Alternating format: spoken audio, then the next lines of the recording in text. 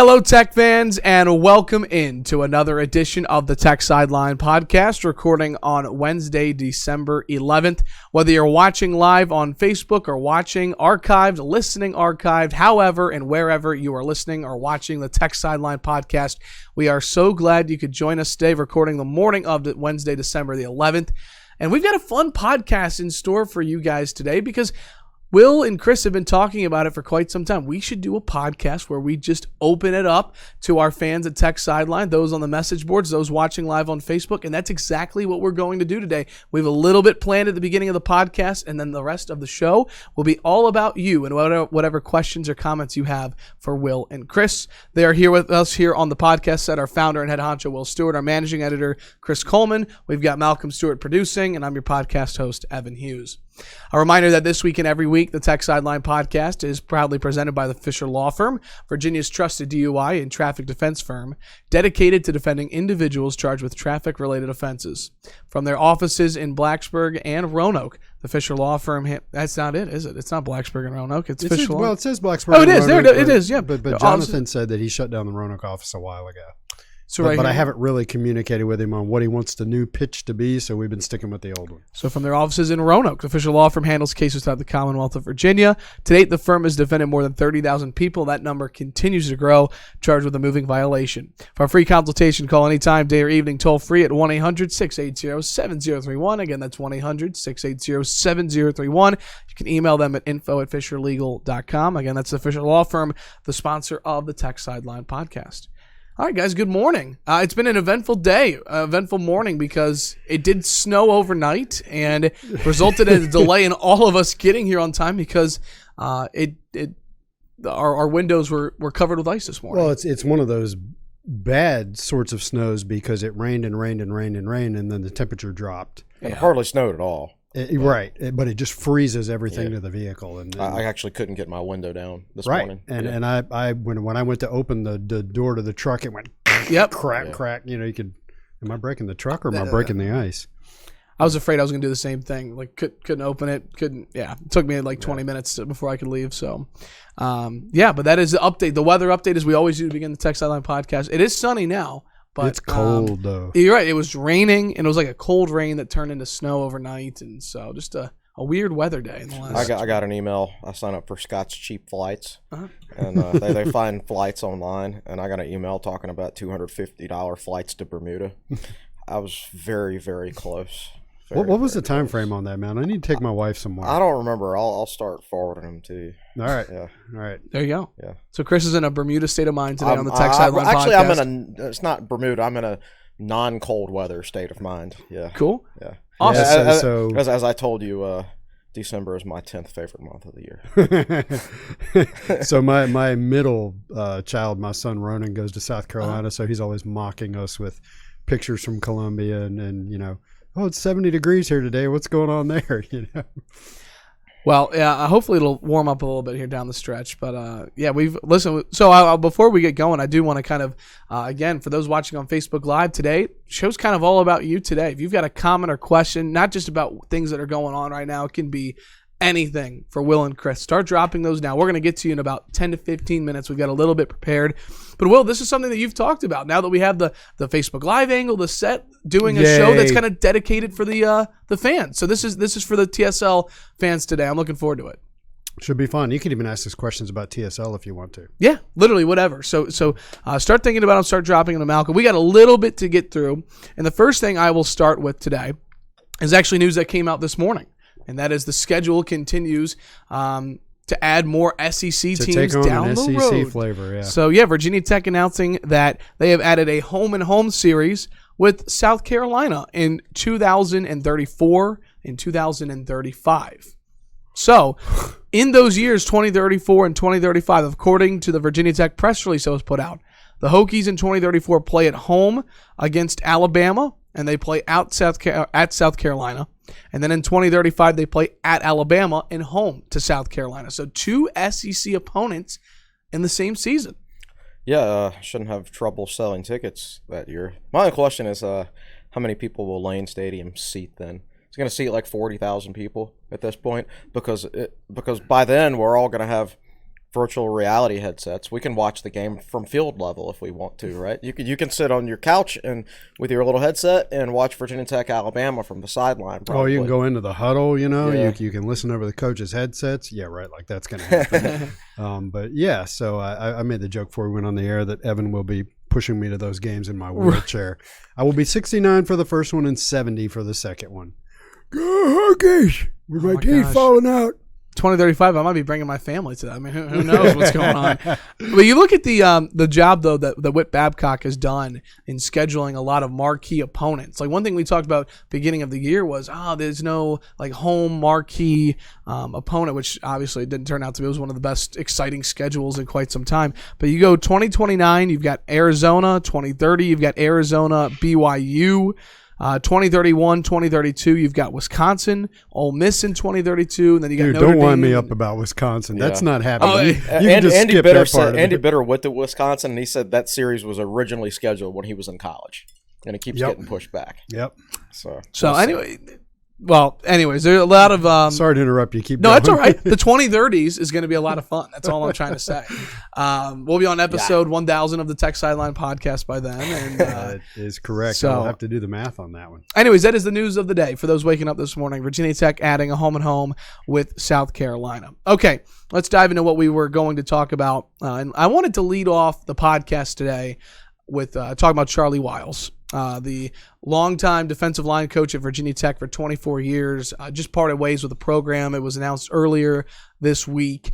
And, Chris, I read your article that you talked about Justin Hamilton and Charlie Wiles and Zon Burden and Brian Mitchell. And I thought your paragraph was just really kind of heartfelt about Charlie Wiles and, really spoke your mind about what he meant to you and seeing him like a Gucci Kroger and all that. Yeah. Aside from the football field, because, Charlie Wiles is not going to get the Bud Foster Wake Forest treatment per se. He's not going to coach in the bowl game. So I thought it would be appropriate just to kind of take this time to just reflect on what he has meant to the lunch pail defense, what he meant to Virginia Tech in the 90s, the 2000s, 2010s, and the legacy that he leaves behind at Virginia Tech. I think it says a lot about how let's go ahead and call it a dismissal because that's what it was, how his dismissal was handled as opposed to the other two coaches that were dismissed. Charlie got a press release. Charlie got his own personal press release. He was given the option to coach the bowl game, and he got a thank you press release saying how great he was over at Virginia Tech over the last 23 years or however long it's been. So, it was not an easy thing for them to do to let Charlie Wiles go because everybody over there likes him. He's a great guy, good for staff chemistry. He's brought in a lot of good players to Tech. He's obviously developed a lot of really good players. Just one of the most important hires that Frank Beamer made of his tenure, in my opinion. He and Bud were always tied at the hip, but at the same time, you kind of wonder if this is a move Justin Fuente wanted to make before and could not make it because Bud Foster was his defensive coordinator. Yeah. I don't know. Or maybe he wouldn't have. Maybe it's the fact that Justin Hamilton's the defensive coordinator and wants to do different things with his defensive front schematically or whatever that Charlie Wiles has never coached before. Maybe that's the issue. I don't know. But whenever there's a coaching change, there's always collateral damage. And Charlie's the collateral damage in this case, and which is unfortunate, but it's part of the business. He'll land on his feet somewhere. He's from Florida. He's recruited Florida very well for Virginia Tech. Isaiah Ford's mom said on Twitter the other day, Charlie Wiles is the reason we picked Tech. So hopefully it'd be nice for him if he got a job in Florida or something like that, because I'm sure still has family down there, and it's warm weather all the time. So best of luck to that guy because he's been great for us. Yeah, absolutely. What do you think, Will? Just the impact that he leaves behind. So when I first heard about this, I started thinking forward. Like who are they going to replace him with? What are they looking for here? And then I read Chris's article where he talked about just missing Charlie, and that was the first time I'd really thought about that. And that is a bummer. I wrote in an article that one of the biggest things I'm going to miss about Bud Foster is that press conferences are about to get way less interesting. Yeah. And Charlie's in there too. It's not that Charlie's been in front of the press a lot in the last few years, but he's an interesting, colorful guy. I've followed Charlie on Twitter for a while, and I think he follows me also. So I get he does. Well, he likes a whole bunch of our tweets and things like that. So I get a whole bunch of notifications about what Charlie's liking and retweeting, and he follows some hilarious Twitter accounts on animal videos and things like that. So I blundered upon some interesting Twitter follows just from getting notifications of what Charlie was watching, and I thought it was this fascinating insight into his personality that I could picture him on his phone on Twitter watching alligators come out of the water and chase off girls and things like that. Just all these crazy animal videos and stuff like that. So it's a bummer. I think Charlie's 55, mid-50s, 55. about the same as me. So, he's got some good years left in him. And I think people are divided on whether or not Charlie is, quote unquote, a good recruiter. There is the school of thought that Virginia Tech has missed out on a lot of big defensive line prospects, particularly in the last 10 years or so, while Charlie has been the defensive line coach. But then there are stories like Isaiah Ford coming here because of Charlie, and one thing Charlie had I think other people may agree or disagree. One thing he had a knack for was just finding guys like Luther Maddie and Daddy Nicholas. He pulled him out of Florida. Chris remembers the details better than me. Like right before signing day, Charlie's like, "Oh, you need a couple DL? Let's go get these guys," and they turned out to be great players. I feel the same way about Kendricks and Mario Kendricks and Norrell Pollard. That seemed to be a late cycle thing. Well, we'll just go get those guys, and they turned out to be pretty. Actually, darn that good. wasn't a late cycle thing. They identified those guys in the summer, but they were 3-star recruits and not national names and everything like that. So Charlie did have a knack for that. So he was, to me, I think Charlie Wiles was a boom or bust recruiter. He recruited a lot of busts. Like he would take chances on guys and they would be busts. And then at the same time, back around 1996, he rolls in a staff meeting and says, "Hey guys, I got this 205-pound JUCO defensive end we need to look at." and any other coaching staff would have laughed him right out of the room and maybe even fired him. But they took a look at the guy and decided to take him, and the guy was Corey Moore. Yeah. Right?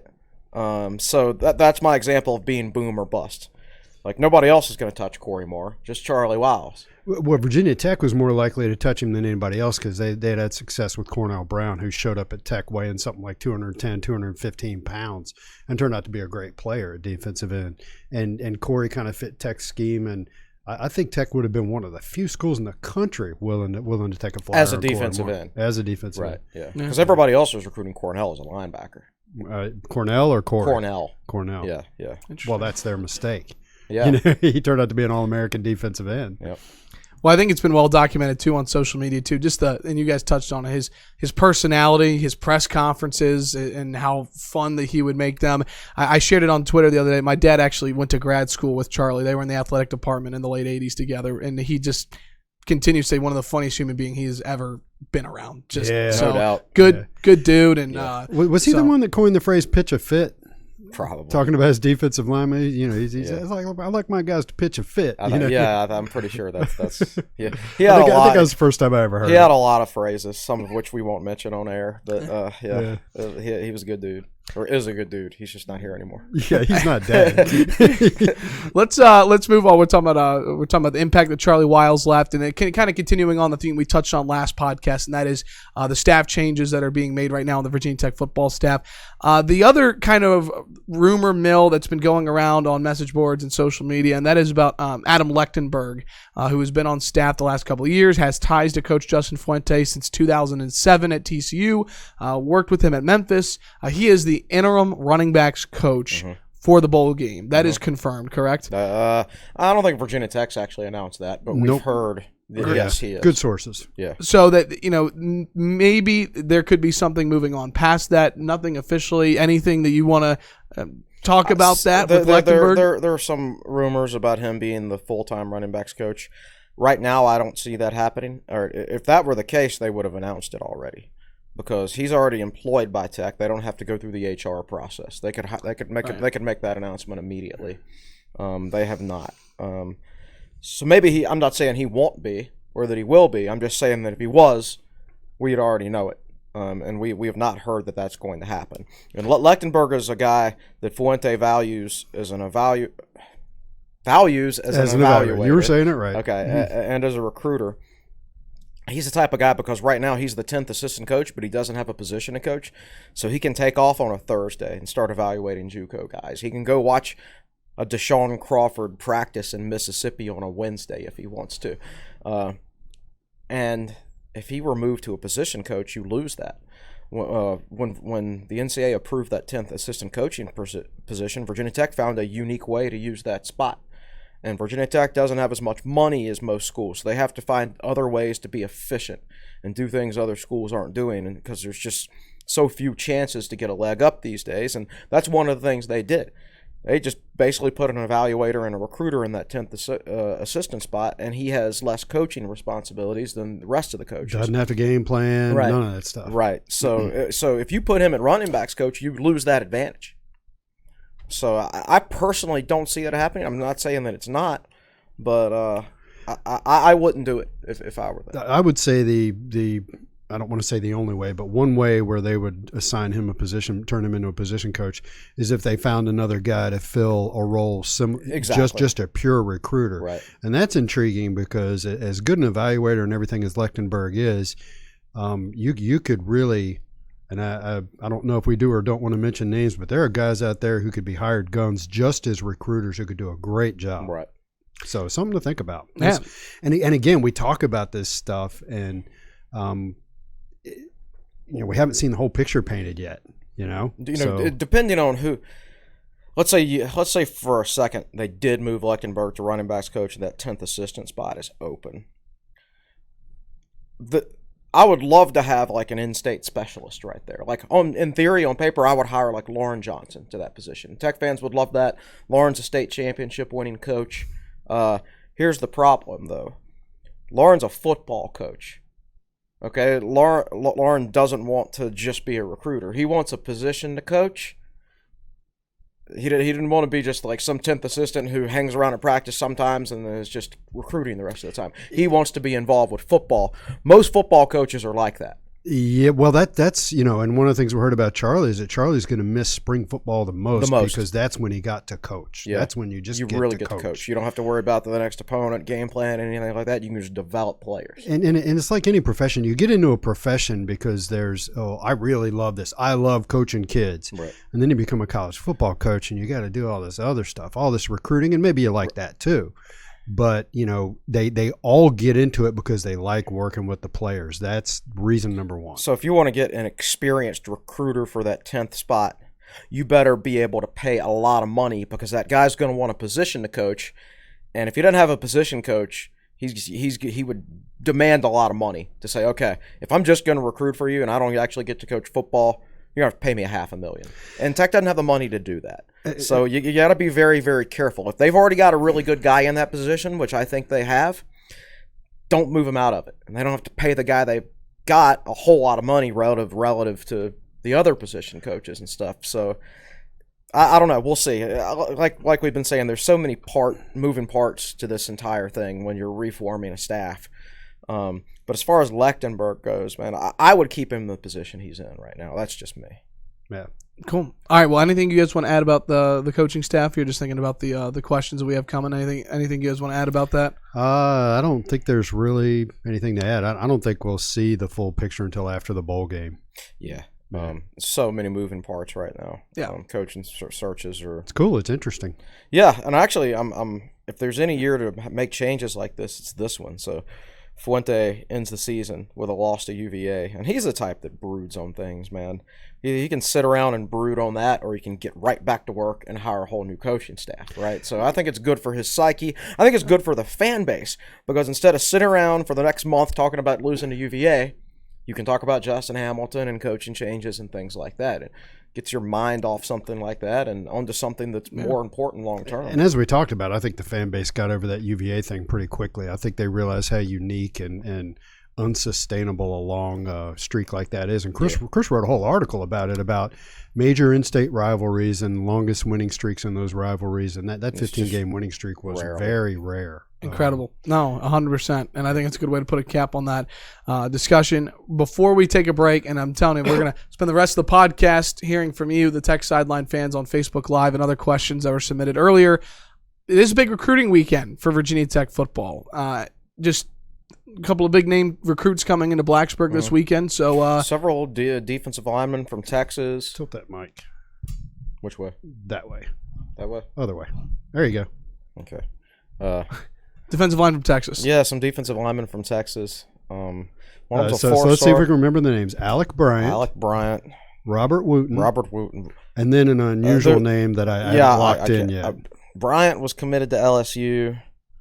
Wooten was committed to Missouri, I think. I think you're right. Yeah, so it's interesting to getting all these defensive linemen to visit when Tech doesn't even have a defensive line coach. And they got a graduate transfer running back when they don't even have a running backs coach. Yeah, so let's bring that up. Maybe they shouldn't hire anybody. Yeah, that is some new news that actually did come out. I believe it was yesterday. I think that's a really good pickup.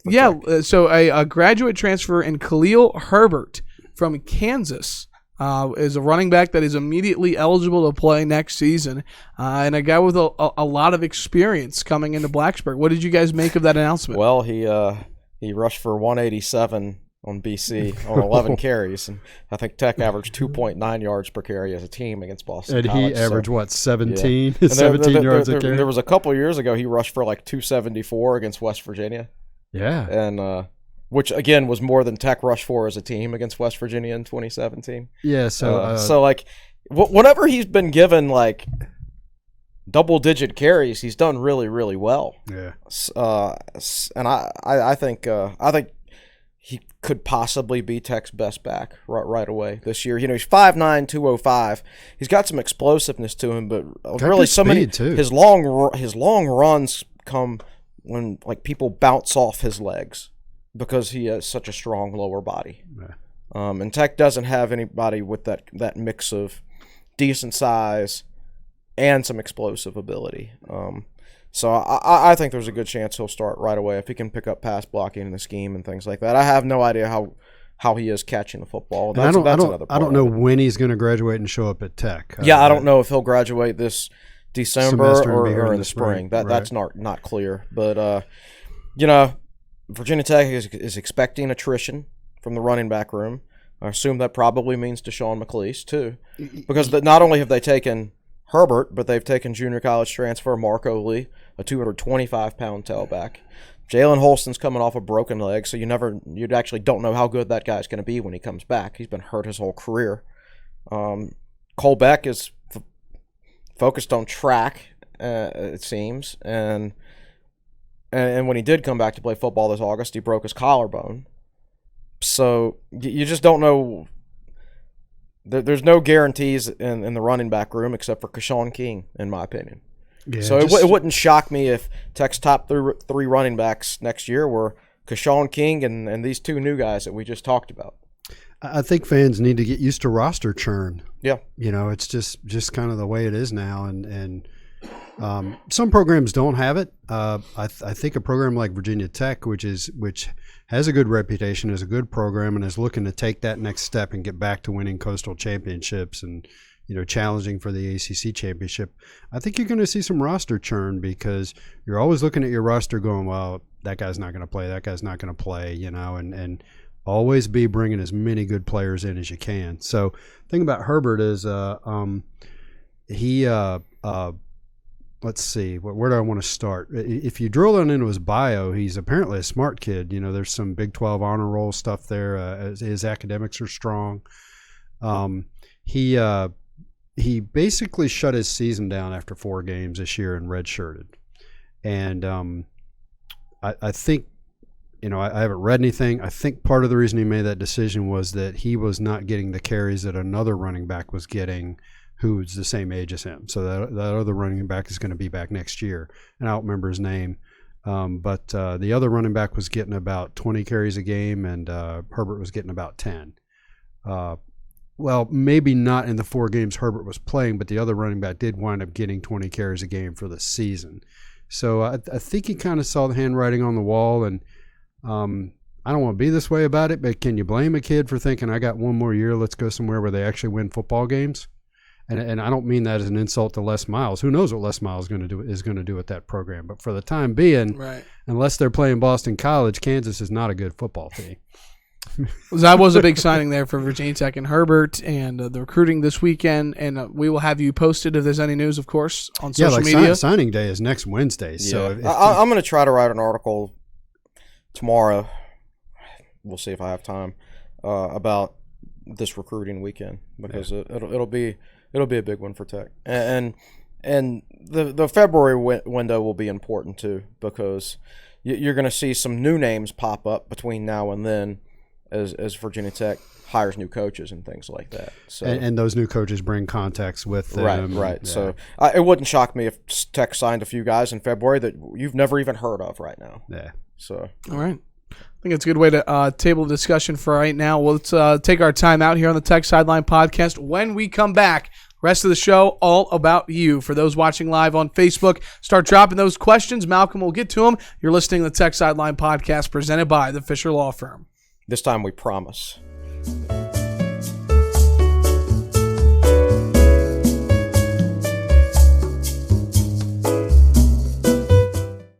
Welcome back into the Tech Sideline podcast. Malcolm Stewart, behind the scenes producing on the podcast set. Chris Coleman, Will Stewart. I'm Evan Hughes. It is time. I just asked Malcolm during the break, do we have a lot of questions? He goes, oh, we're good. So it looks like we have a lot of people excited for questions to ask Will and Chris, or comments. It could be about any sport, anything. Doesn't have to be news that's going on. Really looking forward to seeing what you guys are going to ask them. And we will try to keep our answers short and get a lot of questions in. Absolutely. Let's lead off with this. So I did have someone actually tweet at me if he could DM me a question yesterday, and I was totally for that. So I'm going to lead off with @JPCVT on Twitter.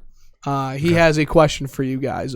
A little bit long of a question, but I'll read the whole thing to you guys. So JPCVT's question for you guys is referring to us, what the gang over there at TSL would say to the portion of the fan base that is cautious or maybe even a bit skeptical about the J Ham promotion, mainly on account of his experience level. He's a dynamic personality, and the players really seem to respond to him, but it's a tough look.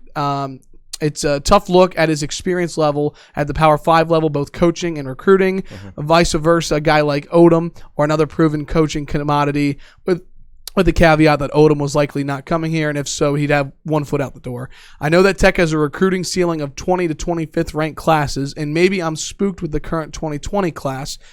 Third worst per recruit ranking in the conference, according to 24/7. But I still hope that this hire is a real jolt for the program in recruiting. This move places a lot of faith in Hamilton's potential over proven record, and I'd like to get your thoughts on that. Yeah, so let me. I think I can answer that one fairly quickly, and then Chris can add to it if he wants to.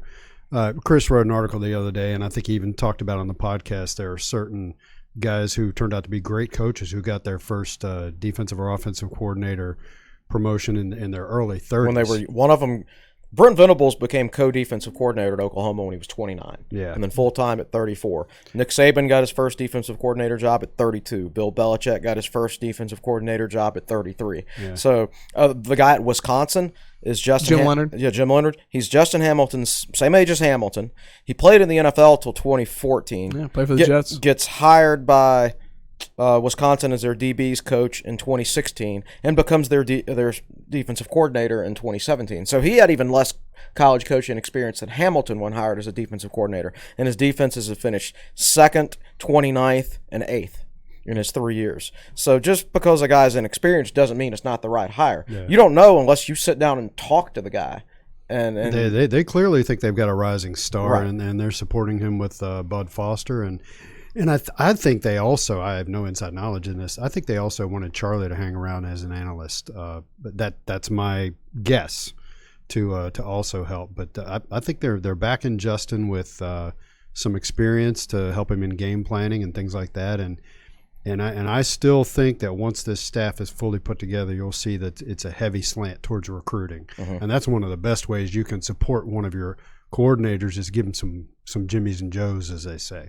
So yeah, it's going to be a balance of I think they'll put a couple of good recruiters around him, and Hamilton himself will be a good recruiter. I also think, besides Bud Foster, they're also going to hire like an old head on there, maybe a former defensive coordinator. We've heard the name Tracy Clays for linebackers coach, a former defensive coordinator at Minnesota and Washington State. He spent like 21 years coaching under Jerry Kill, being his defensive coordinator, and was an excellent defensive coordinator for Minnesota. So you get a guy on staff like that as a linebackers coach with that kind of experience. Was actually a head coach at Minnesota. Yeah, I was about to say he took over for Kill, if I'm not mistaken. Yeah, you're right. So put a guy like that on the staff along with Bud Foster as the experienced heads, and then 2 to 3 other guys on the staff that are really good recruiters along with Hamilton. And I think you've struck the right balance, at least theoretically. Yeah, I mean, Justin Fuente, Bud Foster, and Jim Cavanaugh all love Justin Hamilton, and that's 3 pretty good endorsements. Yeah, so. 100%. All right, let's turn it over to the best producer in the land, Malcolm Stewart. Malcolm, I'm just going to let you take it away here. Who's leading us off with the first question? I will tell you that Malcolm's got a cold, so he's going to sound a little rough, but have at it. Maybe. Yeah, I do. Let's start with Eric Fisher. Any insights on which players will be transferring out, if any? Oh man, we don't do that. We're not going to name names. We'll talk about the guys who, like Joe Kane's already put his name in the transfer portal. He told the coaches earlier this season, and Kane handled it like you should handle it, man. He told the coaches earlier in the year and kept practicing on the scout team. Don't play me in more than 4 games. Well, they don't want to play him at all. Yeah, right. And he redshirted last year anyway, so that's okay. Yeah. So it's one of those deals where he told the coaches early, but he also felt like I'm on full scholarship this year, so I can't quit in the middle of the season. I have to hold up my end of the bargain. Yeah. So he stayed on the scout team the whole way through. So best of luck to Joe Kane. I want to throw that out there because so many guys these days they quit and then they're not even on the team for half the year yet. You're paying their scholarship. That's like, let's say I came in next August and said, "Hey, I quit. Oh, I look forward to getting my direct deposit for the next 4 months, even though I won't be working." Right? Yeah. It's just not right. I don't think. But. I don't really want to name names, but I will say this: I think part of what was so shocking about some of the transfer portal stuff last year was it was guys like Chris Cunningham who had played a fair amount, Eric Kuma who was a starter. I don't think that kind of thing's going to happen this time around. I think it's going to be the next level on the depth chart that is kind of eyeballing sideways, seeing if they can play somewhere else. And the offensive lineman that we know is transferring. That's public? Yeah. Okay. So John Harris is an example. He's looking at the center position, and he is seeing Brian Hudson, who played there all year. He's seeing Brock Hoffman, and even Zachariah Hoyt. And he's just thinking, I think you're going to see more of that kind of stuff. Okay. Likely position group is running back, but we've already talked about we've talked about how young this team is, and when there's so many guys on scholarship that are about the same age. Yeah. Some guys are going to get phased out. That's just the way it works. Yeah, so, great question, Eric. Thank you. A few people are asking for y'all's opinions on new coaching hires, assistant coaches. Are there any names you can name, et cetera, et cetera? Yeah. Now, this search has been very tight-lipped so far. Go back to what happened the day before the UVA game when Bud Foster's speech to the team got leaked to UVA sources. And got put on UVA's Twitter. That wasn't confirmed, though, was it? I'm confirming it right now. You are? Okay. So I believe the sequence was that the speech Bud made to the team got recorded by someone who then transcribed it and put it on Snapchat because everybody thinks, I can put this on Snapchat and it'll disappear. Mm-hmm. Somebody screen caps it. It makes its way over to the UVA side of the universe. Right. So they are being very careful over there about telling people what's going on and naming names and things like that. So we haven't heard very much. I will tell you what we have heard. We've heard, as far as cornerbacks coach goes, we've heard the name Pearson Prelo, and that's the only name I've heard. He was on the staff as a defensive assistant this past year. I know he's out recruiting right now with Hamilton. There's pictures of them on Twitter. Right. So, with Mitchell out, we know he's the interim cornerbacks coach. So that's legal. So that's legal. I'm inclined to believe he will be the cornerbacks coach, but I also think they're doing their due process and exploring other things too. But I think it's very possible that it's Pearson Prelo, who played for Tech in the 1990s. Pearson's a very high energy guy. I remember back when I used to go to the Radford Rec Center. I went in there one morning and there was young guy in there. I could tell he was training one of the football players for Radford High School, and he was very energetic and very chatty, and I got to look at him and I thought, wow, that's Pearson Prelo. This is early in his time at Radford. So I've been around him a little bit, and there's a consensus of opinion that he'd be a good recruiter. I think he can relate well to the kids, and he's a high energy guy. So that would be a good hire if they went beyond the interim tag. Yeah, and Cav's a guy who really likes him, thinks he'd be a really good recruiter too. Yeah. Linebackers coach, the only name we've heard is Tracy Clays, the Minnesota the old Minnesota defensive coordinator, Jerry Kill's right-hand man. That'd be your old head on the staff, right? Your former defense coordinator to help Hamilton out from that standpoint. That'd be a really good hire. It's hard to get former head coaches and former successful coordinators just to be just position coaches. Yeah. Unless you can pay them over $500,000 like Alabama can. Tech won't be able to pay them that much. For the defensive line, we've heard two names.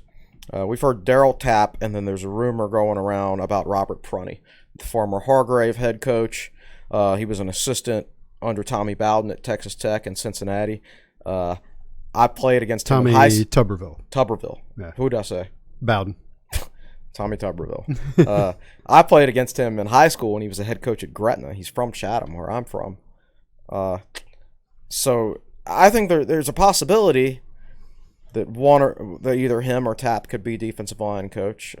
He's the head coach at Hampton right now, by the way. There's also a possibility, and maybe Hampton University, not Hampton High School. Right. So there's also the possibility, and this is where we talk about there's a lot of moving parts, and this could be why if there's been no announced decision on Adam Lechtenberg whether he's the running backs coach or not. You could hire two defensive line coaches. Right. You could have an assistant defensive line coach and a defensive line coach, or you could have a defensive tackles coach and a defensive ends coach. So it could end up you hire both those guys. And Tapp is from the 757, so maybe Prunty recruits the 757 with Tapp. Tapp's not an experienced recruiter. So maybe Prunty becomes sort of Tapp's mentor. And Prunty goes way beyond being able to help out in the 757. He's got recruiting contacts all over the place. Over the place. Yeah. Texas. He coached at Texas Tech for a while, right? He did.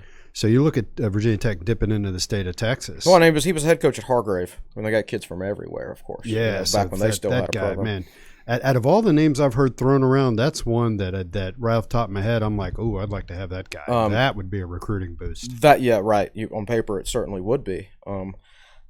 Now, if both of those guys become a position coach, in theory, Virginia Tech wouldn't. I don't believe they would have room on their staff to have both the 10th assistant and the running backs coach. Well, they would.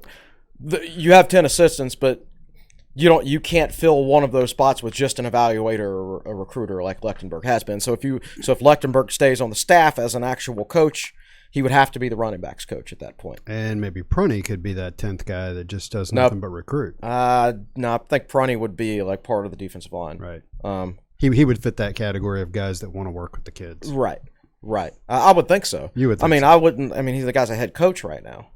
I mean, you wouldn't think he would leave that for a recruiting position, basically. So I don't know, but it's like I've said. There's just so many moving parts here. It could go in a lot of different directions. The hires could be a bunch of guys that we didn't just name.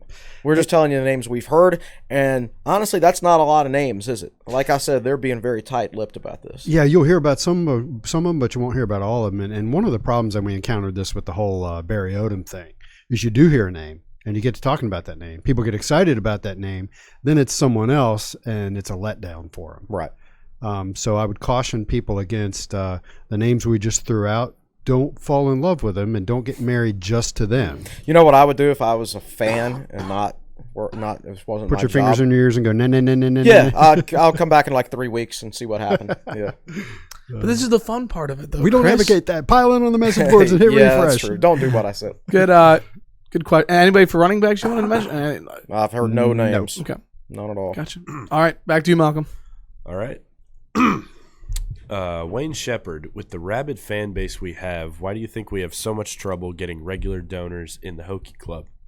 It seems football success is tied to money, and we are way down in the school rankings when it comes to fundraising.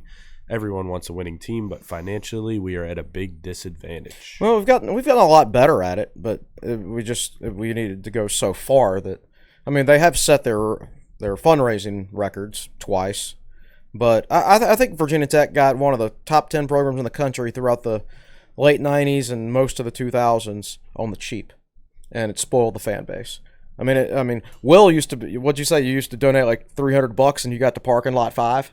Yeah, at the very beginning, it like this is probably mid-late 90s. I was at the bronze. Was that bronze? I think. Yeah. Or maybe even the O&M level. No, I think it's the O&M level. And at first, I was parking in lot 5, Chicken Hill, right. Yeah. Right and how much do you have to park to donate there? I think you got to be a Golden Hokie. At least now. a Golden Hokie. Yeah, I think so. You're talking at least $2,500 a year to park there.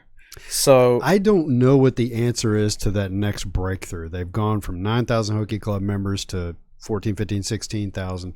I don't know what the answer. That's what they call the low-hanging fruit. There are things they did to make that happen.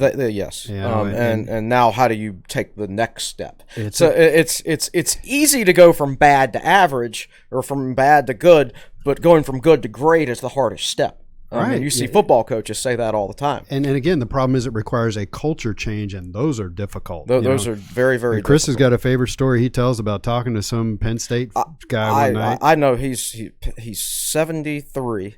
He's retired. He's a great guy. Lives in Blacksburg. He's a Penn State grad. He couldn't tell you who their starting quarterback is, or their defensive coordinator, or their offensive coordinator. But he's like, yeah, I sent Penn State my yearly check the other day.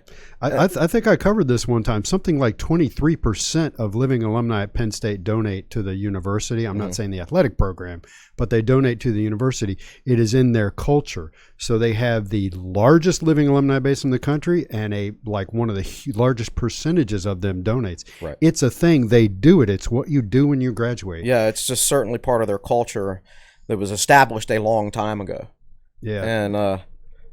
And sometimes cultures get established accidentally, and sometimes it's on purpose. Like when Tech started playing Enter Sandman at football games, was it ever a plan for that to be like a long-term thing? I have no idea. You'd have to ask the people that made the decision. Yeah. But it certainly caught on. Yeah. So I don't know. You'd have to be a Penn State fan and go way back to know how that culture got started there. But, I think that on the whole, Virginia Tech, a whole lot of things lined up right for Virginia Tech in the late 90s and early 2000s, and they got a top 10 program on the cheap. And when you get something without having to work hard for it, and I'm not saying the coaches and players didn't work hard, I'm saying the fan base didn't have to work hard for it from a monetary standpoint. When you get something really good that you didn't have to work hard for, it spoils you. So I think that's part of the issue too. Yeah, culture changes are difficult, and I think there's going to be some changes in the leadership of the Hokie Club. Bill Lanson is no longer in that position, so we'll see where it goes from here. I don't have the answers. If I did, I'd be running the Hokie Club. Mark Simmons asks, if the VTE 2021 recruiting class is not in the top 25, is it another recruiting failure? Oh, to me, it's not about the rankings. I trust our staff as evaluators. So to me, it's about if they get enough of their top targets, whether it's a 3-star guy or a 5-star guy. Wisconsin never signs a top 25 class, yet they win 10 games every year. We sign higher. Virginia Tech signs higher ranked classes than Wisconsin every single year. Almost this year they won't, but almost just about every other single year, Virginia Tech's recruiting classes rank higher than Wisconsin's. On the whole, over the last decade, whose players would you rather have, Wisconsin's or Tech's?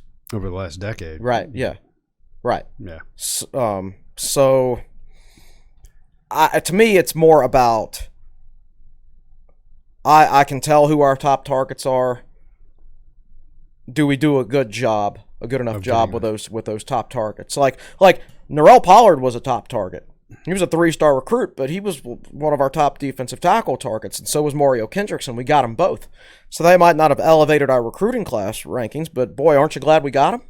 Yeah, and in the 2020 class, you may recall some of the names, Chris. The guys that Tech wanted early, a lot of them committed somewhere else early. Exactly, right. Yeah, and sometimes those guys help your recruiting rankings. This year they would have.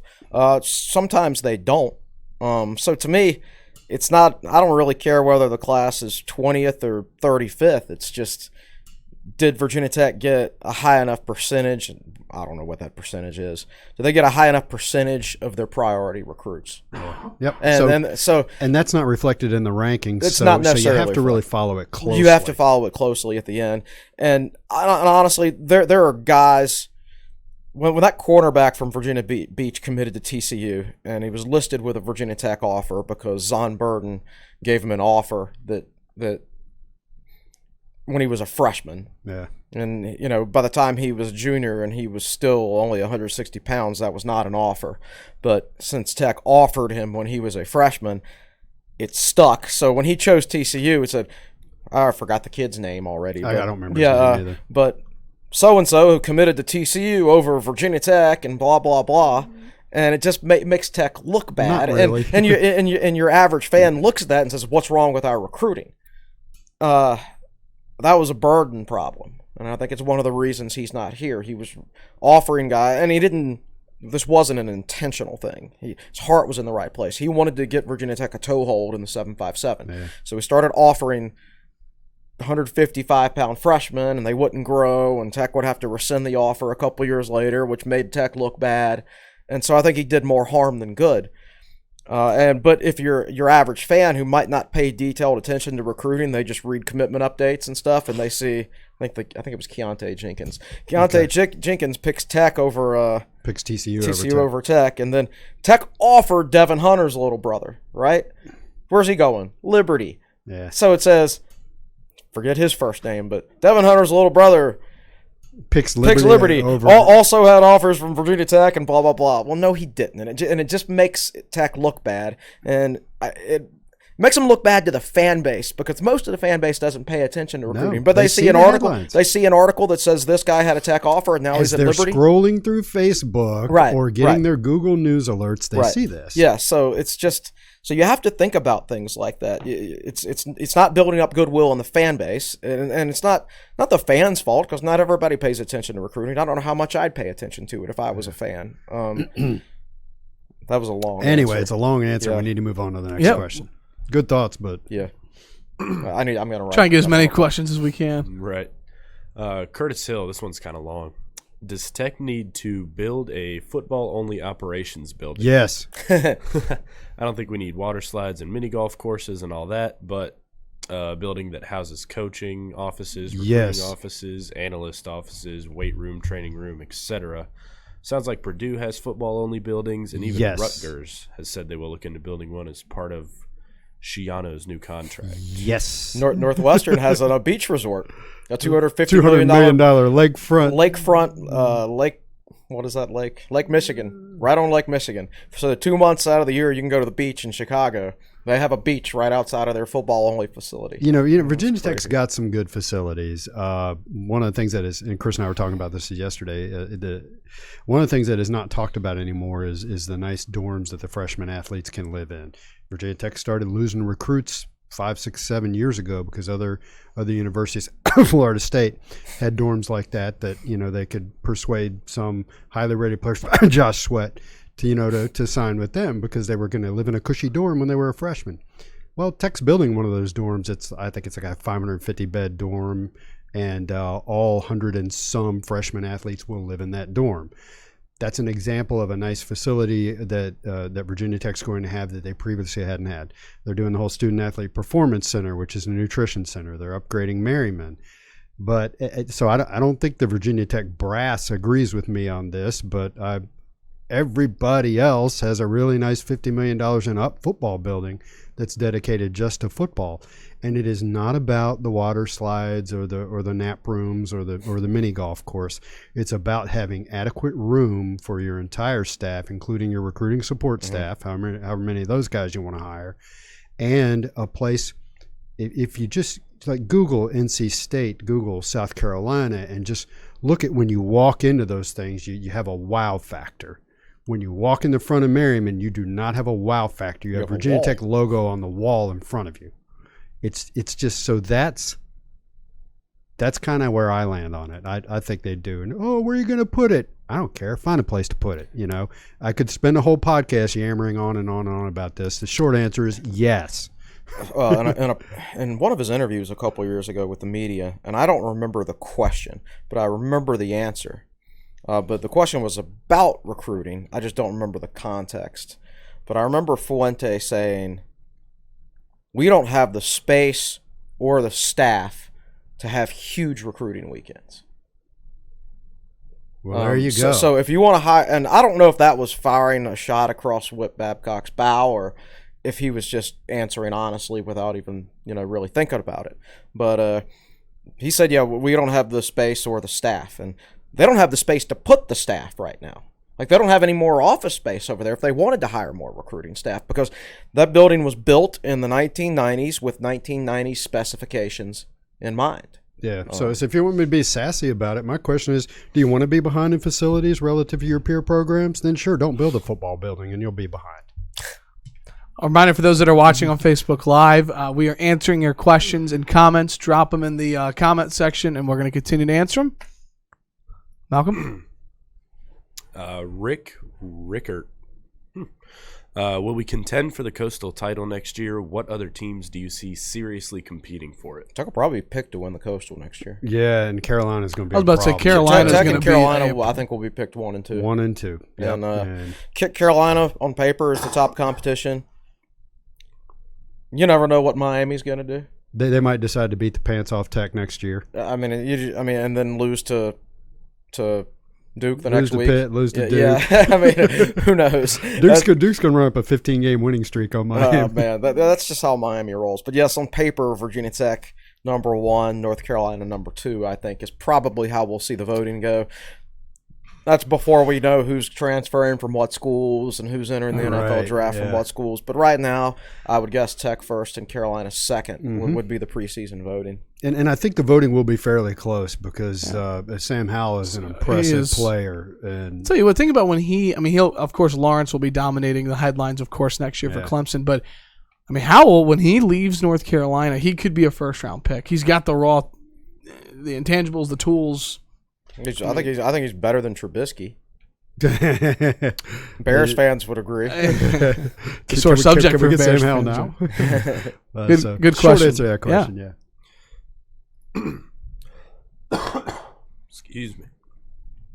Robbie Hoops, any insight on increasing the assistant coach's salary pool and/or increasing the support and recruiting staff? Well, as far as increasing the support and recruiting staff, we just answered. There's an office space issue. They could start setting desks up outside some offices and stuff like that. I'm being serious. There's just not a lot of room over there. Yeah. And I haven't gone up and down every floor on the Merriman counting the number of offices and how many of them are filled and everything like that. But I do know the room that is set aside.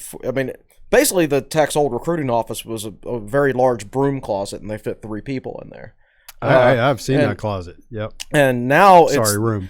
A couple years ago, they ripped out a player study lounge, and made it the new recruiting office. And they spent thousands of dollars on it. They spent a lot of money on it. And it's really nice. But even now, you go in there, and it's like, how many more people can they fit in here? It's a cubicle. Right, exactly. So, yes, I don't know how many more staff members are in the cards, because I just don't know if they have the space. And what was the first part of the question? I think that was. No, more money for coaching staff. Yeah. So 2 years ago, I don't remember what years we're talking about. 2 years ago, Virginia Tech ran $3 million in the red. The most recent year for which we have financial records, they ran $5 million in the black. They ran in the red for 2 straight years, and then in the black. So. We've talked about how Hamilton will probably work for $500,000 a year as opposed to Bud's $1 million, and that might create some flexibility. That will either go towards your assistant coaching staff. Maybe you'll be able to hire a guy. Chris keeps saying, well, you can't pay a guy $500,000. Maybe Virginia Tech will. If they find the right guy that can really add a lot to the staff, maybe they'll pay that much for it. Yeah, it's hard to say. And we don't know what Justin Hamilton's contract is going to look like. Yeah. They're not going to pay a regular assistant hire more than their defensive coordinator, though. Right. So, I wouldn't agree. Justin Hamilton is not an egotistical guy by any stretch, but if they decided, if I were Justin Hamilton and they decided to pay my defensive line coach more than me, I would have a problem with that. So there's that. Yeah. so we'll see. We don't know Tech's financial situation. We know they just had to invest millions this past summer on the infrastructure for the ACC network. Yeah. We don't know anything about ACC network numbers and how much money. They bragged about how many people have access to it, but there's been no mention of what's the actual fee those people are paying. In SEC country, they're paying close to $1 a month for SEC right. What network. Are we paying, a nickel? I mean, what are they paying? 20 cents? Right. And I don't know anything about market shares or anything like that, but the earlier you start a network, the better, because let's say your average Joe has 100 channels when the SEC network starts. Okay. And now the average Joe has 200 channels now that the ACC network starts. So it's less of a chance that your average person is going to sit down and watch an ACC game. Yeah, there's more options these days. The business term is either first to market or early to market. Right, exactly. And the ACC was neither, obviously. So right. I got there's two reasons, could be two reasons why they haven't announced anything financially yet, the ACC. Either it's still too early to know exactly, and maybe the checks really haven't started rolling in, or they're too embarrassed to say. Have you seen the commercials that run on the ACC No, I don't network? get the ACC network. I haven't. It's rhetorical, but they're the commercials you typically see past midnight on most channels. Right. So I don't know what Virginia Tech has budgeted for the ACC network. I think they have. I believe I've heard through the grapevine that the initial estimates are $5 million a year. Yeah. So, well, we'll see. Yeah. But yeah, it's hard to tell exactly what they can do until because I don't know what their financial situation is. When we see these staff salaries come out, and then in May, we'll have a financial report on last year. Yeah. I think over the next 6 months we'll have a clearer picture of where Tech is financially. Yeah. But so next question. Let's move on. Derek Mosks asked thoughts on the rumors of Robert Prunty coming on staff. We already touched on that. Yeah. He's a guy that I think that'd be my gut feel is I don't follow Robert Prunty's career, but my gut feel is that would be a home run hire for recruiting. I played against his Gretna teams, and you played against certain teams back then. Like you played against Martinsville, you played against Brookville, and those were big, tough, physical football teams that you really didn't want to play. You never got that feeling when you played Gretna. At least I didn't. I never felt like I was physically overmatched against Gretna. But somehow they would win just about every game they played, and when you left the field, you could tell they were well coached. Now that doesn't necessarily translate to him being a great elite position coach for Virginia Tech, but I know the man knows football very well and has a lot of connections in the state. So I'd be okay with that hire if it happens. I certainly think it's a possibility. I don't know if it'll be like him and Tapp or just Prunty or so. Like I would say, there's a lot of moving parts. But I would like that hire. I'll answer the question that way. I'd like that hire. Yeah. I've seen it on a lot of podcasts in the past, and it got asked today. But do you guys want to talk about the Texas to VT movement in recruiting? I'm going to try to write something about that tomorrow. But Virginia Tech has an assistant. He doesn't coach a position, although I assume right now he's interim defensive line coach. Bo Davidson. He played defensive end for North Texas, I think. He's from Katy, Texas, and played for that powerhouse program down there. And he's responsible for all the Texas connections that are going on right now, even though he can't recruit off campus. Although I guess he can right now if he's interim defensive line coach. He can go down and recruit those guys right now. But I think it's big that they're all 2020 recruits and Tech's getting the last visit for all of them. Now I wish Tech had a defensive line coach already hired, because that would be tough for some of those guys, like especially Alec Bryant, 4-star kid. Former LSU commit. He's got a ton of offers. You can either pick a closer school who's already has a defensive line coach, or you could pick a school further away that has no defensive line coach. Yeah. Or maybe Virginia Tech will have a defensive line coach hired by this weekend. They'd probably like to. So, again, a lot of moving parts there, but Bo Davidson has done a great job getting those wheels in motion for all those Texas guys. I think I like it. I think you need to be let me gather my thoughts here. I think that in some areas of the country, participation in football is declining, and the recruiting hotbeds of the past are no longer. But there are states where it's still a religion: Georgia, Florida, California, Texas. There's a lot of football players in Texas, and man, you want to. One of the neat things about Texas football is in some areas it's hard to get highlights of players. You will have no shortage of, I don't know if he pronounces it Demetrius, because he spells it that way, or Demetrius. I'll call him Demetrius Davis, the quarterback they've got committed for 2021 out of the Houston area. I think near Katy. Yeah, I think they're rivals with Katy. Holy cow. Google that guy's name and highlights. We were watching some yesterday. Was it their most recent game? It was a state playoff game. Yes, I think it was they scored 72 points or something like that. It was like 72-46 on the last score. So also keep in mind that when Virginia Tech is recruiting these Texas defensive players, they don't play a lot of defense in Texas these days. So you got to be very careful with that. Yeah, now he looks like a playmaker, but of course the defenses are kind of absent. So to kind of sum up how I feel about Texas recruiting, pick your spots. I think loading your team down with Texas recruits doesn't necessarily.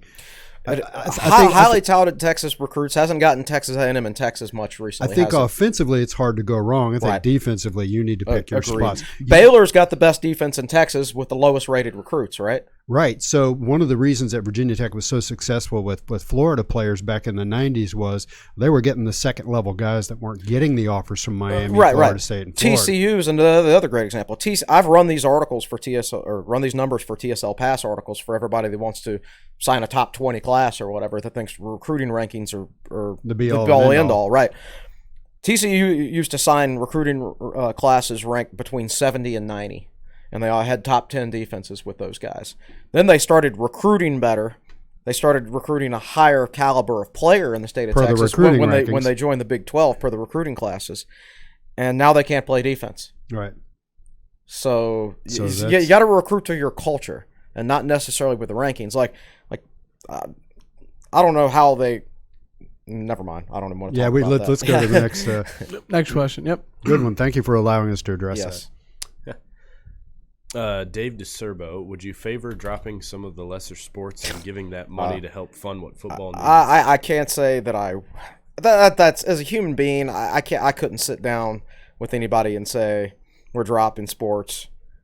But I don't think that'll happen at Tech. Whit Babcock was very clear when he was hired that he was given the mandate of the student-athlete experience. I mean, he's a former student-athlete himself. I don't think that mandate was given him. I don't know. Maybe they hired him based on that mandate. I don't know.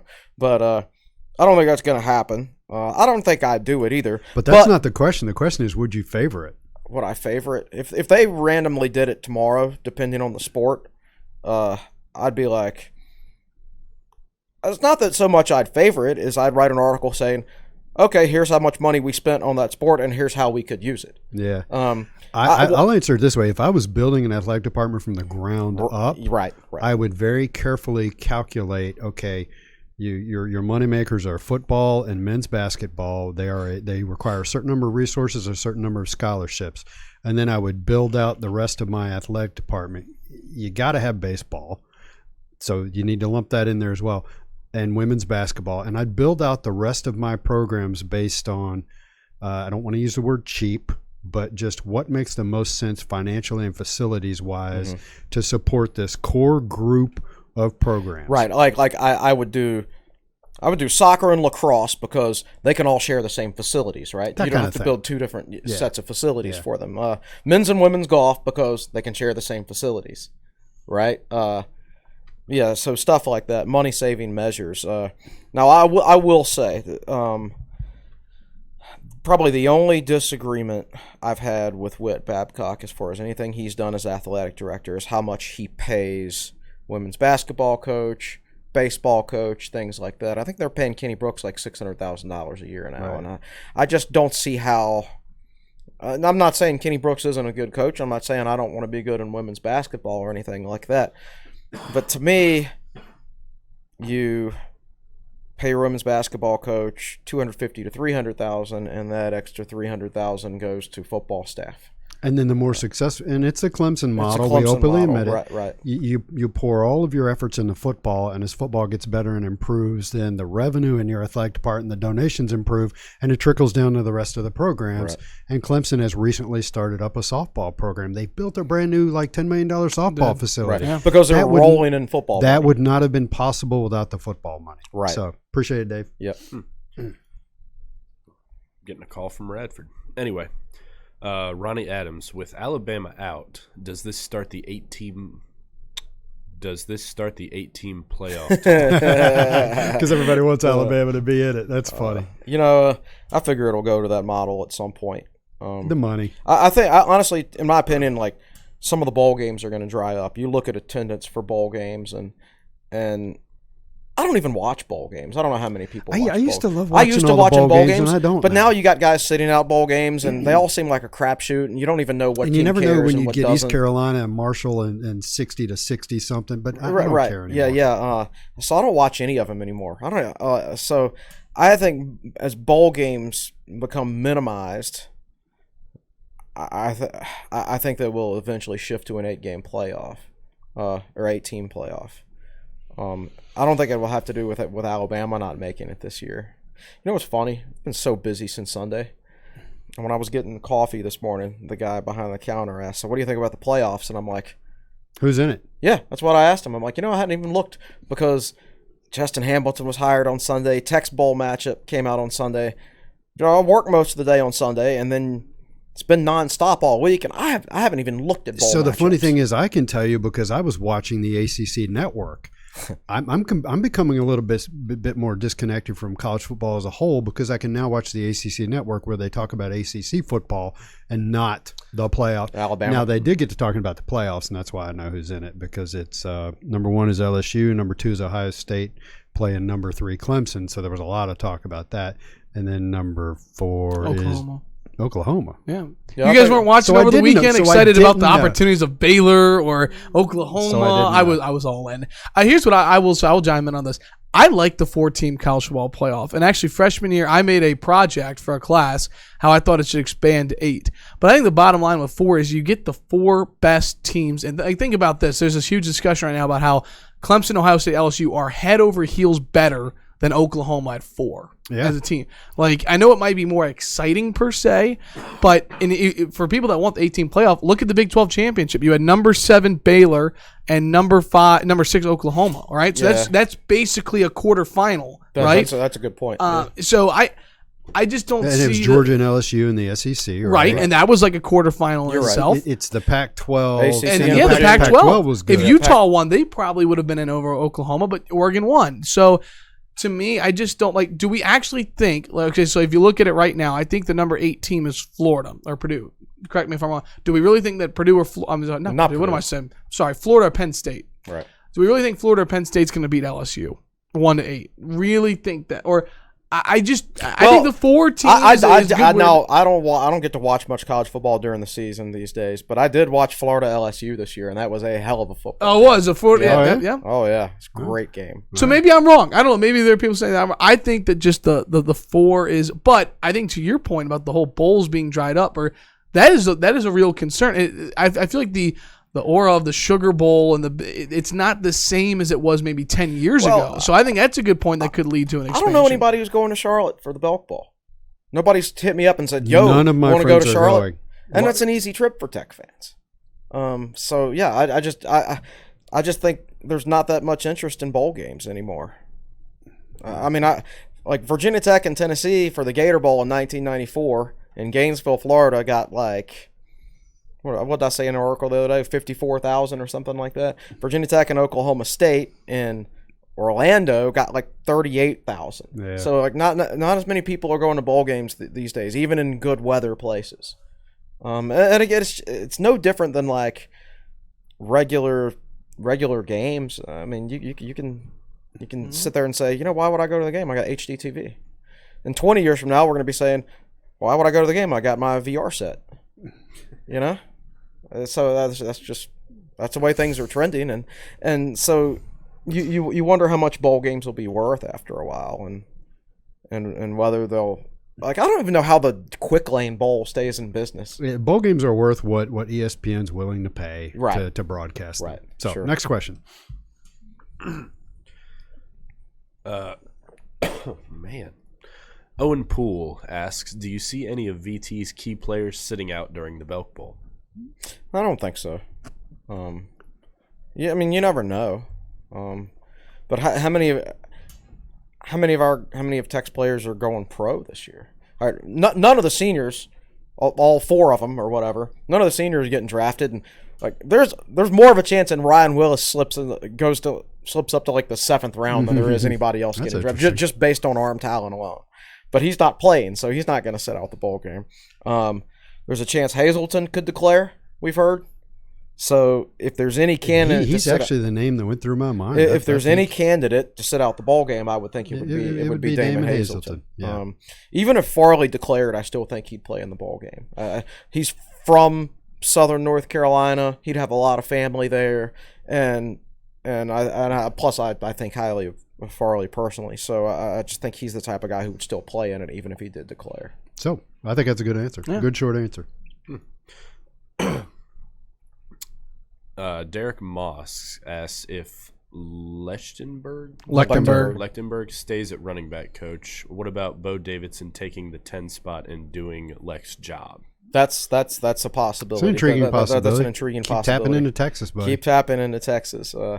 Yeah, who would have ever thought the possibility existed that Virginia Tech would have a Texas specialist on their recruiting staff, right? I'm telling you, it's strange. Remember when almost how many Tech quarterbacks? Let's start with the bowl streak, 1993. How many of them were from Virginia? All right, DeShazo was from Virginia. Druckenmiller was from Pennsylvania. Clark was from D.C., which is very close to Virginia. Right. Vic was from Virginia. Randall was from Virginia. Grant Knoll was from just West Virginia, real close. West Virginia. Marcus Vick was from Virginia. Glennon was from Virginia. Tyrod was from Virginia. Logan Thomas was from Virginia. Michael Brewer was a from Texas Texas. guy, yeah. Gerard Evans was from Texas. So we had back-to-back Texas quarterbacks. Josh Jackson's from Michigan. Josh Jackson from Michigan. Ryan Willis is from Kansas or somewhere out there. Yeah, he's Kansas. Yeah, yeah. Hooker's from North Carolina. Hooker's from North Carolina. I will say this state of Virginia is not producing quarterbacks. Well, not like it used to. But I mean, down in Texas, they're producing quarterbacks. Yeah, and this is another podcast for another time. High school football in the state of Virginia as a whole, as someone who just came from covering it, especially in high school, it's not the same. Like hearing stories about the '90s. Not that there's not good talent in Virginia, but it's just not the same. So yeah, let me share a story with you. I was looking at some old TSL Extra archives, which is stuff we produced back in the very early 2000s, and there is an issue I did. It was a monthly thing. It was like an e-magazine. Mm-hmm. There was an issue where we covered the high school all-star game that Marcus Vick played in.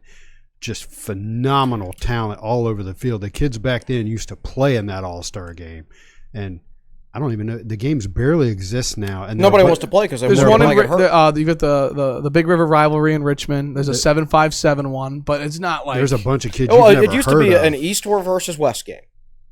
A lot of bad blood. All the best star players from the East are and playing the best players it. from the West. Yeah, yep. Great stuff, and that doesn't happen anymore. So that's one example of how things have changed. We are right about an hour right now. So Malcolm, maybe take one or let's squeeze a few more. Yeah. Okay. Good. Yeah. We'll do one more. Tim Wisman asks, "What is Tech's ceiling for next year? How good can we be?" And football. I'm assuming. I think if absolutely everything falls right, they can go 11-1. I would agree with that. I think the over/under is 9.5. Yeah, that's a good one. Provided no major injuries, I don't think there'll be any important portal departures, and I think they're benefiting from the portal with the running back they've got with Herbert. That's where I'd put it. Let's see. Penn State's a difficult row to hoe.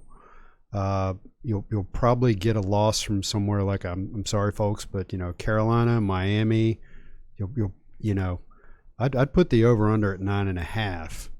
I think a lot of people would optimistically bet the over on that one, but I think Chris is right. I think the ceiling is 11-1 in the regular season, which is I would take that ceiling. Sounds good to me. Absolutely. Yeah. would that be the first time Virginia Tech has won? No, they went 11-0 in '99. Yeah, I was and 10-1 in it's 2000. 12 that they've never won in one If season. they had beaten Kansas in the Orange Bowl, they would have got to 12 wins and set a program record. What was the name of that Kansas coach? Mark Mangino. Mark Mangini. Where is he now? Talib. And that guy put together a team that had they just had it that year. And let's leave it at that. That's my least favorite game. In we don't need to get anyway. into Let's go. I won't bring up the those helmets down there. Let's do another. Malcolm, you got another one, or Evan, you got one off the message boards? Let me see if I can't hunt one down. In the meantime, Leo Monroe asks, serious question, is the U back? Come on, Leo. They're back on a per game basis. They're never back on a season basis. Sure. They continue to have quarterback problems. They got to find a quarterback. Okay, here's a basketball question, because we have had literally every single question is football. So here's one from the message boards. Looking at this is from VT. This is VT Ox. VT Ox one. Is that him on the message boards? No, VTOX one. Okay, Okay. Not Ox VT, but VTOX. Looking at ACC now that non-conference games are winding down, and Virginia Tech seemingly is ahead of schedule in development, according to Coach Mike Young. How do we stack up against the rest of the conference teams? I.e., what teams do we appear to be better than, which on par with, and which a real stretch / upset for us to us? Well, we did this. You and I went through the schedule the other day, and we see the losses as Louisville, UNC, Duke, Virginia. I said Virginia. Yeah. Well, twice. Oh, I just mean on a per team. He asked on a per team basis, not on a per game basis. Yeah. And then I think Virginia Tech is at their best. Oh, go ahead. I'm going to cut it. I'm sorry. We do have some news on Twitter. Sorry to cut this from Andy Bitter, who was down in covering the Belk Bowl press conference. Oh, he actually went down there, huh? He did. This is a tweet from Bitter 6 minutes ago. I apologize to break in, but does kind of go with what we're talking about today. Fuente confirms Adam Lechtenberg will coach running backs going forward. Says it will open up another defensive position on staff. In addition to cornerback / safety split, VT will split up a second position group. Hokies will not use an assistant spot to fill Lechtenberg's player development role. Okay. Okay. So they could split up the defensive line. I don't think we're going to split up Mikes and backers. It's got to be the DL. It's got to be the defensive line, unless there's some kind of dramatic system change coming, which I don't think there is. Right. So it's got to be the defensive line. So that could mean Prunty as defensive line coach, Tapp as assistant defensive line coach, or defensive ends and defensive tackles, or something like that. So okay. So now we see some pieces falling into place. Mm-hmm. Sorry to cut you off there. I thought this was big news moving forward to the end here. It invalidates part of the podcast, but that's okay. We love breaking news. But it doesn't necessarily invalidate it, because we did talk about, if you want to keep Lechtenberg, that means by moving him to running backs coach, you can do that. So right. Interesting that it appears he's going away from the pure recruiting assistant, so evaluation guy. Right. Yeah. Right. So, where were we? Were talking about basketball. And so just they're. I'm not going to say Tech is better than anybody, because on Tech's worst night, every team in the league can beat them. Mm-hmm. But you and I did go down the schedule, and teams like, again, without seeing a lot of ACC basketball. You got the Wake Forest, the Boston College. Yep. Here. You and I broke it down, and with the 18 remaining games, we saw 8 to 10 50-50. Let's do this with Chris. I'm going to name off the ACC slate. Okay. No. You're talking to a guy, first of all. I've watched two other ACC teams play this year, Clemson and Duke. I can't name one single player for Georgia Tech or Louisville or anybody. Like, I don't have time to follow it, right? Good point. So I have no idea about any of this. So I'll answer it this way, and then we can leave the question. The four teams I listed, Louisville, Duke, UNC, and Virginia, I think are all clearly ahead of Virginia Tech. I think on any given night, Tech can beat any of the others. I'm not going to say Tech is better than any of the others, because they're just so young. I think they're better than Wake Forest. That's my guess, simply because Danny Manning coaches Wake Forest. Probably, yeah. Good chance they're better than Boston College too. So it'd be interesting to look at the schedule and see if Mike Young at any point has a week to prepare for Wake Forest. Right. Yeah. So Pow. Yeah. So I don't know. I know Tech plays Chattanooga tonight, and Chattanooga's point guard is named Maurice Commander. Yeah, isn't that nice? What a great name for a point guard. Right. Are you going to be there for the 8:30 tip? I will be there. Yeah. All right. Right. Well, that was a great question for basketball. I'm Malcolm. You have anything else you want to add here before we wrap up? He's got to retrieve his mic. He had already checked out. We did just get one from Scott McCarty, who from Kentucky might not play in the bowl game because we didn't discuss that yet. Their quarterback is going to play. He's declared for the draft, Right. but he is going to He is play. gonna play. Good for him. Other than that, we don't know. So I looked at his numbers from the Louisville game, like you talked about, but still like 1 of 2 passing For 4 yards. But then like 28 carries for 200 plus yards. How do they do that when you know that's all? And it's not like they're running the triple option. I used to understand how Georgia Tech would do it to some teams, but it's an intriguing matchup. Yeah. 100%. So anyway, that's all I have heard is that quarterback was kind of in play, but apparently he has declared, but he's going to play. And honestly, man, Or is he a senior and doesn't need to declare? I don't know. well, he's a junior. Okay. Who knows what's going to happen in this bowl game? You never know which groups of players care about the bowl game the most. Yeah. Tech has so many coaching staff Ton of changes, turmoil. right? Yeah. But at the same time, you think Bud Foster wants to lose his last game? No, I'm sure he's going into it full tilt. Yeah. Once they begin preparation for the bowl and everything. So I have no idea. I could see Virginia Tech going down there and stomping Kentucky. I could see Kentucky stomping Virginia Tech too. I could see any outcome to this game. Yeah.